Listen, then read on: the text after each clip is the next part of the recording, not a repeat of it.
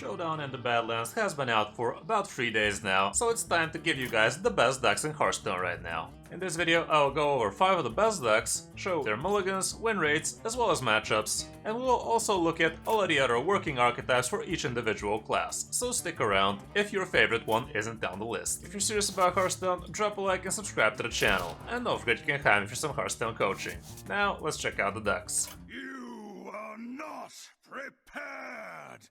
Since we know Mining Warlock has been warping the meta around itself, and it's gonna be getting nerfed in a few hours from when this video uploads, I am not gonna be including that, even though it's obviously doing really well in the current meta. Instead of that, we will look at whether it's good and bad matchups so we can better understand what classes will get affected by these nerfs passively. As you can see, Aggro Demon Hunter has been farming, Excavate Warlock, same with Secret Mage, Big Rogue was having fun with him, and also things like Totem Shaman and Undead Priest. So with Excavate getting nerfed, probably by reducing the damage from 10 down to something like as much as down to 5 honestly, the popularity of the deck is gonna go lower, so these decks are not gonna be as popular because of that as well. On the other hand though, we can see some of the really good matchups for this deck, which should be actually increasing the popularity of something like, let's say, Blood Death Knight, Rainbow Death Knight, Highlander Druid was struggling against it, some of the paladin lists, Mining Rogue was also pretty bad, control decks like Priest, both with Highlander variant, and also Control Warrior, and much of the other warlocks basically.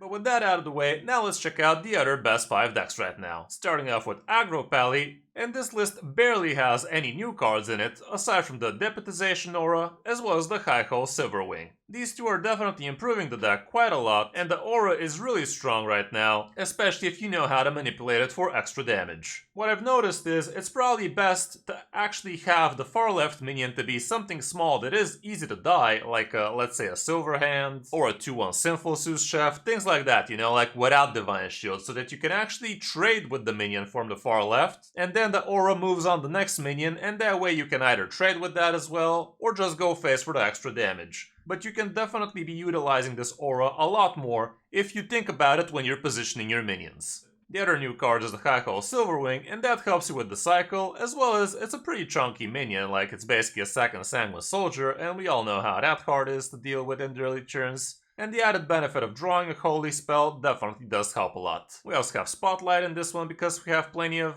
Divine Shields, and we also have Katori, which definitely is pretty cool in the deck, but if you don't have that, you can just add the Class Action Lawyer, I guess. We obviously have Countess for some pretty good stuff, but the rest is basically Aggro Pure Pally. Matchup-wise, we obviously don't have that much stats, but yeah, Mining Warlock was a good one for you usually. As for the mulligan, we're gonna go off the kept stats so that we can see what people are actually holding on to, and it's usually correct. And when going first, yeah, you want to be curving out with the good 1-drops, try not to keep too many 1-drops though. High-Hole Silverwing also pretty good, Boogie Down pretty great. Katori is not something you usually are gonna hold off unless you really feel like the opponent will not be able to deal with it if you tempo it out. And for Hand of a Doll, you're gonna be keeping it if you already have a good sticky minion like a Divine Shield 1-drop like Sanguine Soldier or you're the Righteous Protector. Buffett Biggin can also make the cut, even though you do have less minions in this one, so you might want to be careful with that one. As for one on the coin, here's what the stats show, again from the kept. And it's pretty similar. Here Buffett Biggin becomes a lot more keepable, and you might make a case about Keeper Strength here as well, depending on the matchup, even though it might be hard for you to actually stick a minion, let alone buff it with 4 mana Keeper Strength. As for other good Pally decks, we have plenty of different iterations of Aggro Pally, including a literally unchanged list from before the expansion came out that has the weapon, the muster for battle, and all of that old stuff. And it has so much sample size with almost 63% win rate. Like, if we have to be honest,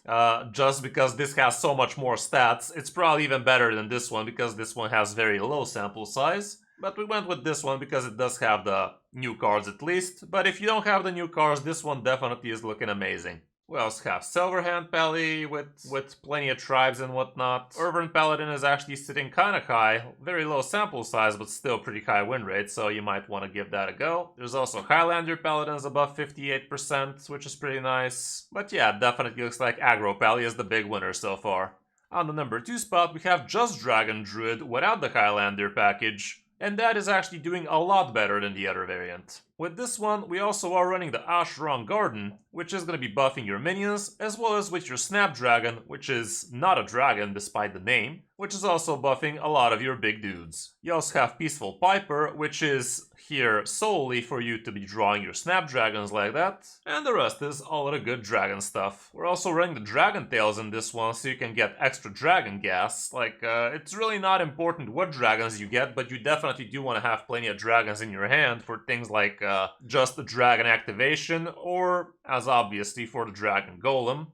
It also helps you play Fae a little bit faster, and speaking of a little bit faster, you also have a couple of Summer Flower Childs in this one, which also help you draw the big dudes fast. Time Lost Proto Drake is also in here. It's not the best minion in the deck, that's for sure, but again gives you an extra dragon in hand, so that makes your dragon golem a lot better. And yeah, you basically know about the rest of the dragons, they're plenty nice. Matchup-wise, here's what the stats show for now. Paladins are not going to be fun for you, but Mining Warlock was actually a pretty good matchup for you apparently, which is kind of weird, but I get it. You actually do have the potential to tempo out really fast with a lot of stats, so you were able to actually lock down the board before they can stabilize and win from there. But yeah, Control Priest was not great, and same for Highlander. Druid, even though not by much. Mulligan-wise, here's what the stats show going first. You want your Ramp Dragon. Summer Flower Child apparently is great.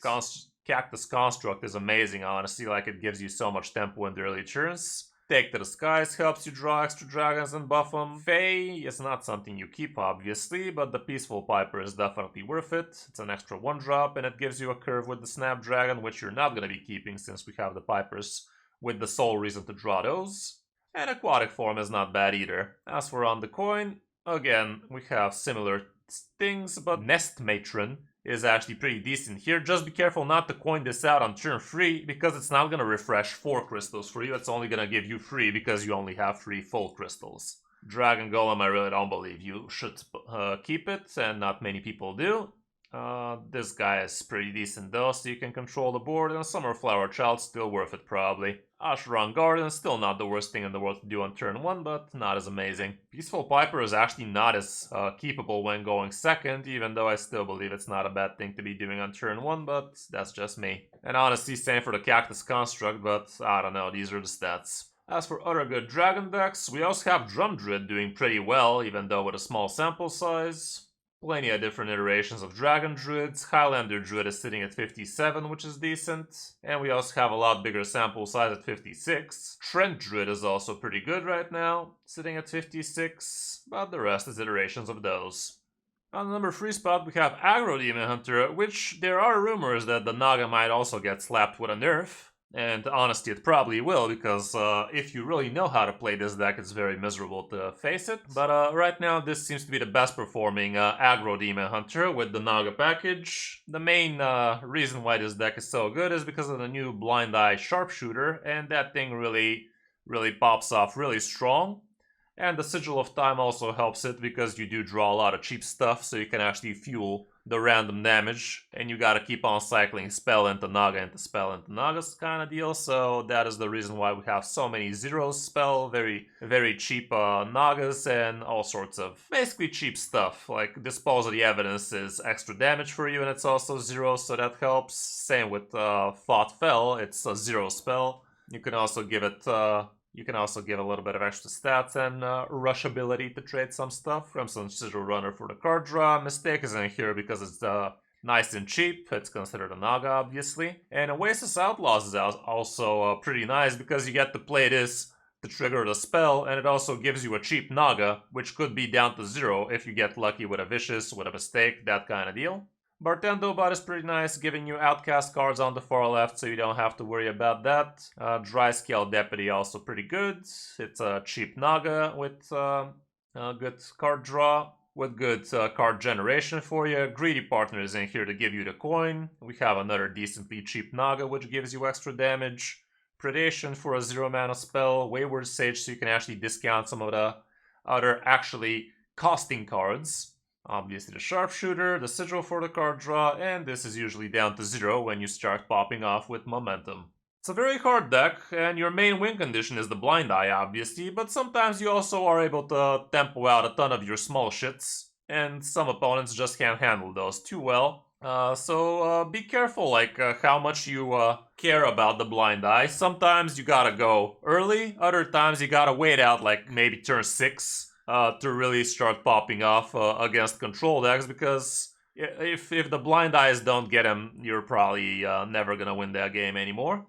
So you gotta really have a feel for how the matchup is going and how early or late you can be actually going. And don't be afraid to go first with one and then go with another on the turn after, because a lot of the times that's actually the winning situation. Like playing both of these, that's 6 mana alone, and after that you're going to be able to play a couple of cards most probably and be done with it, which is definitely not what you're trying to do. As for the matchups, here's what the stats show. Dragon Druid was pretty bad for you because they have an obscene amount of stats decently early, so that's pretty bad for you. But Mining Warlock was definitely fun. The rest kinda not super polarizing. As for the mulligan, here's what it goes going first. Blind Eye Sharpshooter definitely could be a keep, especially if it's outcasted on the far left, so you can actually discount it with your Wayward Sage. That can help a lot. Sigil of Time is also pretty nice. Parched Desperado, I don't think it's that amazing of a keep, but the Dry Scale definitely is worth. The Sage is pretty nice, Oasis Outlaw as well, Bartendo Bot's pretty good, Greedy Partner as well. And honestly, Vicious Slither Spear is not the worst thing in the world to be doing on turn 1, but we all know that the main reason for this to be in the deck is so you can actually cycle with Blind Eye later, so be wary of that. It's not just play it on 1 and buff it a bunch of times. That's not what we're trying to do with this one. Crimson Sigil Runner can also make the cut, especially if it's already outcasted, but if it's not outcasted, it's not that amazing. As for one on the coin, again, Blind Eye great, Vicious Slither Spear still decent, Parched Desperado here is a bit better. I guess you could be using it to stabilize the board and whatnot. Oasis Ally is not bad still, Greedy Partner as well, and Bartendo Bot, and the Dry Scale still pretty decent. Wayward Sage I'd still consider, but it has to be outcasted now, isn't it? And same for the Crimson Sigil. For other good Demon Hunter decks, we have plenty of different iterations of Aggro Demon. This one has a ton of stats, but it's a lot worse than the best performer, which is at 60, so there's that. I was showing you a decent performer from Diamond to Legend, so right now here, I guess people are botching it a wee bit. But that's basically it for Demon Hunter right now, like nothing else seems to be picking up just yet at least. On the number 4 spot, we have Beast Hunter, which has been popping off with a pretty decent sample size and a pretty high win rate too. This one is very heavy on the beasts, and it's also running Hope of Kelta Loss. We have also Always Bigger Germonger, and we can combo this off both on your Stonebound Gargon or on your Hollow Hound, and both can be doing some massive damage that way, so if you're facing a hunter, definitely be wary how you're positioning against potential cleave mechanics, because they're running plenty of those. We also have Awakened Tremors for the early curve. Thorn Mantle Musician helps you make the beast a bit bigger. Trinket Tracker helps you draw those cheap spells. There's also this Absorbent Parasite, which is an interesting weird inclusion, but it does magnetize to your beasts, so that can be pretty interesting, especially comboed with Always Bigger Germonger to make a very fat cleave. Barrel of Monkey gives you a lot of gas. We also have Bestial Madness, which buffs all of your beasts, both in hand and in deck, so that can be pretty good. Conjured Arrow for extra card draw, same with Gold Banner. The new Messenger Buzzard is pretty cool in this one to, again, buff your stuff. Selective Breeder is not bad, so you can pick some good beasts in your hand, maybe start buffing them and whatnot. Both the Azurite Chain Gang is in here, I guess, just for a bunch of stats. It's probably not that amazing of a card, honestly. Like, I'm not sure if this is gonna remain in the refined variant of this deck, but it's here for now. Both the Stonebound and the Hollow for some cleave action. Agromar, obviously a no-brainer, and Hope of Kelta Loss again to buff some stuff. Matchup-wise, Aggro Paladin is not gonna be your friend, but everything else seemed pretty green, so it has that going for it, which is nice. As for the mulligan, going first, here's what the stats show. You want your good 1-drops, the Buzzard, Agromar, usually a good thing if you already curve into it, but that doesn't happen way too often now, does it? Selective Breeder apparently is not as bad a keep in this one. Thorn Mantle Musician is not going to be bad for you. Stonebat Gargon, if you already have a good curve, I guess you can hold on to it so you can start infusing it and be prepared for a turn 4 cleave. Azurite Chain Gang, you're really not going to want to keep that, honestly. Bestial Madness, though, is not bad. The Banner is decent, and that's probably it. And for on the coin, Agromar becomes a little bit more keepable, not by much. Absorbent Parasite actually looks pretty decent stat-wise, not many people consider keeping it though. You still want the good 1-drops, and that's about it. For other good Hunter decks, I was actually thinking about including this Highlander Hunter list, which basically has the same win rate, but with a lot less sample size, so I decided to go with this one, which is also a lot cheaper. Like, this thing is very expensive. It has so many legendaries. It's a 40 deck, mind you, 40 Highlanders, so that's kind of on the insane side, but it definitely is a pretty good deck, and I did do some coaching with it, and we had a lot of fun too.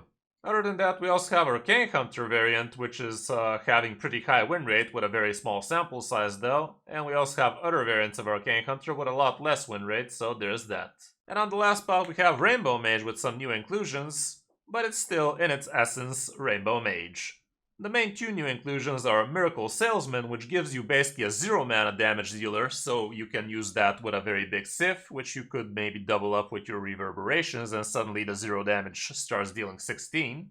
We also have Tram Mechanic, which gives you a 2 mana deal free damage to the lowest health enemy, and you usually use this to actually control the board in the early turns. It also is a Fel spell, so it's pretty nice to get an extra spell school like that. And other than that, we also have Stargazing, which gives you draw a different arcane spell, and if you play it, it casts twice. The only other arcane spell we run in the deck is the Wisdom, so that's gonna help you a lot with the card draw, which is nice. And we still have the new Void Scriptures, which are still pretty high rolly for you. And we also only run one Elemental Inspiration, so we can find room for some of the other heavy hitters. Matchup-wise, here's what the stats show. Aggro Demon Hunter is not your friend, same with Highlander Druid, but the rest is 50-50 or very much in your favor. Mulligan-wise, we're gonna have to go with the Kept again here, and the new minions are definitely feeling like nice early game stuff for you. Prismatic Elemental's pretty good, Cosmic Keyboard's still great, Arcane Worm, Cold Case is pretty nice. Depending on the matchup, you might even consider Maxitude, like if you feel like you're gonna need the extra value, that's gonna help you out. Discover of Magic is not bad, and Flame Geyser might also make sense against certain matchups. As for One on the Coin, it's pretty much the same thing, but here I would also consider the Inquisitive Creation a lot more, like win rate wise it's actually deferred, but people don't keep it much, and that makes a lot of sense honestly. Like you're not gonna keep this against any matchup, but if you are facing a paladin, god knows you're gonna need the AoE and whatnot, so in that line, definitely consider the creation. But yeah, the rest looks pretty much the same stuff. For other good mage decks, secret mages actually have been picking up quite a lot in the popularity, but as you can see, the win rate is just not there. People enjoy fooling around with secrets, makes it annoying for the opponents, but if they know how to play around the secrets, it's really not doing all that much. Like, this ain't wild, so they don't have as much support, but they are trying. But yeah, other than that, Rainbow Mage is at the top, rest not so much. Mining Mage is not really picking up as well. This is some kind of Highlander variant, but it's not doing very well so far. For the classes we haven't mentioned, starting off with Death Knight, Plague Death Knight seems to be the best performer, and the reason is because it's screwing with a lot of the Highlander decks out there, I'd assume. These are the Excavate variants. Unholy Death Knight is also doing fine. And just straight up Plague Death Knights also are doing decently well, but the rest is not looking too great for Death Knight. For Priest right now, the best performer seems to be Undead Priest. Control Priest is under 50%, so we don't have to worry about that matchup as much. Same with Highlander Priest for now, but maybe after the Warlock gets nerfed, things are gonna change a bit. With Rogue, Big Rogue is the best performer right now. Not much has changed for this archetype. It's having very high win rate actually for the sample size, so definitely don't sleep on Mech Rogue if you still have it. Ogre Rogue is above 53, which is something, and Mining Rogue is basically just a scam fun deck right now. It's really not as amazing as people want it to be.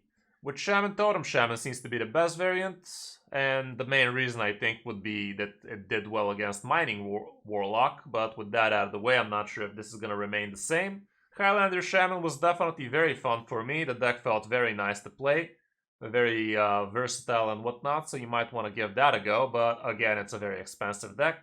Nature Shaman is above 50%. It can actually pop off really well if you get the cards, but I guess people don't get the cards as much. And Elemental Shaman for now is just a dream. For Warlock, other than Mining Warlocks obviously, we're gonna have to scroll down quite a while to see something different. Like, quite a while. And here we can see that Thaddeus Warlock is still actually doing quite well. Again, plenty of mining Warlocks. And we can see that that's basically it for Warlock right now, nothing but mining. And for Warrior, actually Enraged Warrior could have made it into this list, like look at this 61.6% win rate with 700 games. Literally not a single new card in this one, but my suspicion here is people just kept spamming this when the expansion came out and they farmed a lot of unrefined decks nice and quick. So take this with a grain of salt, but I do believe that Enraged Warrior should still be working quite fine. It didn't really receive much support from the new cards and whatnot, so don't look for those. But yeah, seems like Enraged Warrior is doing quite fine as is. We also have Control Warrior doing okay-ish, sitting at 55, and with Excavation Warlock going out of the way probably, it's gonna do a lot better. This is running the Excavation package too, which does look quite nice, the new Badlands Brawler and whatnot. But other than that, seems like Taunt Warrior is just not what people want it to be for now. Anyway, that's gonna be it for this video, guys. Hope this helps you figure out what you want to be playing in the first days of the new expansion. Still be careful crafting too much, because as you see, nerfs are on their way, and they're probably not gonna be the last for the early days. Thanks for watching, I'm Kris 05, and I'll see you in my next video, or stream.